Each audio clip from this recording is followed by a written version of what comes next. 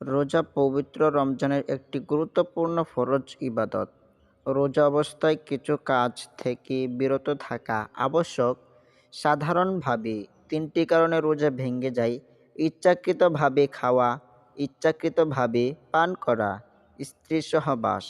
এছাড়াও আরও কিছু কারণ রয়েছে যেগুলো জানা প্রত্যেক রোজাদারের জন্য জরুরি।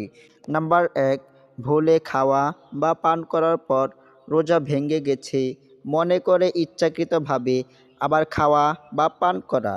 নাম্বার ২, বিড়ি, সিগারেট বা হুক্কা সেবন করা। নাম্বার ৩, কাঁচা চাল, আটার কাঁচা খামির বা একসাথে অনেক লবণ খাওয়া।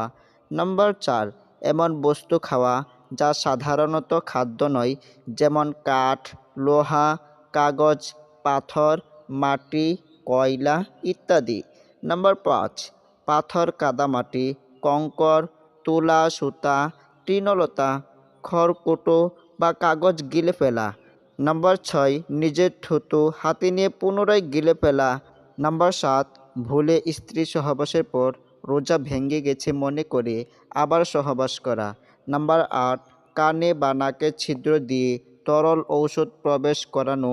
নাম্বার ৯, দাঁত থেকে রক্ত বের হয়ে তা থুথুর চেয়ে বেশি হলে এবং কণ্ঠনালীতে চলে গেলে। নাম্বার ১০, মুখে পানি নিয়ে ঘুমিয়ে যাওয়া এবং সে অবস্থায় শুবে সাদেক হয়ে যাওয়া। নাম্বার ১১, হস্তমৈথুন করা। নাম্বার ১২, রোজা স্মরণ থাকা অবস্থায় কুলি বা নাকে পানি দেওয়ার সময় কণ্ঠনালীতে পানি চলে যাওয়া। নাম্বার ১৩, কাউকে জোরপূর্বক পানাহার করানো। নাম্বার ১৪, রাত মনে করে শুবে সাদেকের পর সাহরি খাওয়া। নাম্বার ১৫, ইচ্ছাকৃতভাবে বমি করা বা বমি আসার পর তা গিলে ফেলা। নাম্বার ১৬, সূর্যাস্ত হয়ে গেছে মনে করে ভুলে দিনের বেলা ইফতার করা। নাম্বার ১৭, রাত মনে করে স্ত্রী সহবাসে লিপ্ত হওয়া, পরে শুবে সাদেক হয়েছে জেনে সঙ্গে সঙ্গে বিরত হওয়া।